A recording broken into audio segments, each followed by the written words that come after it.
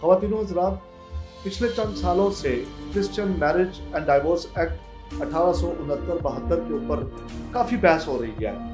ہم نے شعبہ زندگی سے تعلق رکھنے والے مسیحیوں سے بات کی کہ ان کی رائے لی۔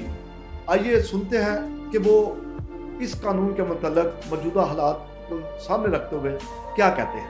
میرا نام مسز جوسنا عظیم ہے اور میں مسیحی خواتین کی بہتری کے لیے، ان کو ایجوکیٹ کرنے کے لیے، ان کو ایک اچھی زندگی دینے کے لیے کوشاں ہوں۔ تو میں سمجھتی ہوں کہ ہمارے مذہب میں یا جو ہمارا قانون ہے کہ صرف ایڈلٹری یا اگر کوئی زناکاری میں پکڑی جاتی ہے تو پھر ہی اس کو طلاق دینا چاہیے، لیکن ساری سچویشن کو دیکھتے ہوئے کہ کیا ہمارے لیے صرف یہی ہے کہ زندگی ہم ایسے گزارے کہ ظلم ہی سہتے رہیں۔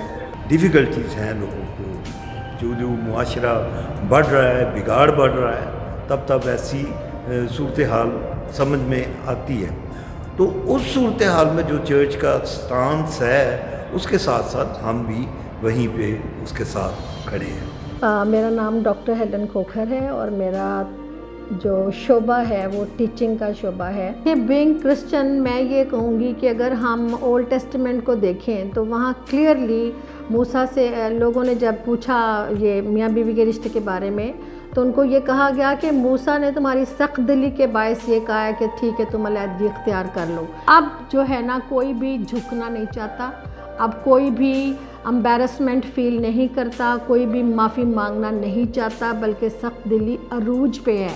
جب اتنی سخت دلی عروج پہ ہے اور آپ اپنے بڑوں کا بھی کہنا نہیں مانتے اس سلسلے میں، اپنے پاسبانوں کی بھی بات پہ کان نہیں دھرنا چاہتے، تو پھر سیدھا اور سیدھا اسٹیٹ سے ہیلپ لینے کی ہی راستہ آپ کے پاس رہ جاتا ہے۔ جاسپت کھوکھر میرا پورا نام ہے۔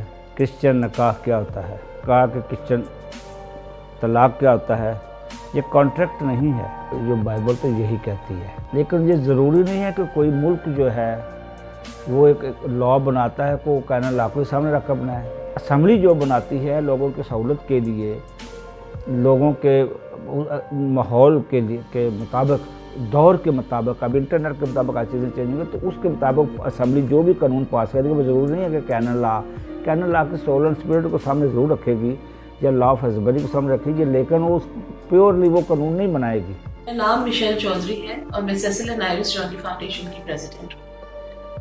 Christian marriage and divorce act کے حوالے سے میں یہ کہنا چاہوں گی کہ اس کو ڈیفینیٹلی اس پہ غور کرنے کی ضرورت ہے، اور پچھلے کئی سالوں سے کام ہوتا بھی رہا ہے، بہت ساری اوپینینس سامنے آئی ہیں، اور لیکن میرا اپنا ذاتی اوپینین یہ ہے کہ انسانی حقوق وائلیٹ نہیں ہونے چاہیے۔ خواتین و حضرات، جیسا کہ آپ نے چرچ، قانونی ماہرین اور سول سوسائٹی سے تعلق رکھنے والے خواتین و حضرات کی رائے کو سنا، اب چرچ کو اور پارلیمنٹیرین کو ایک پیج پہ آ کے ایک مربوط فیصلہ کرنا پڑے گا تاکہ سب کے حقوق وائلیٹ نہ ہوں اور سب کو برابر کے حقوق ملیں۔ آپ کا بہت شکریہ۔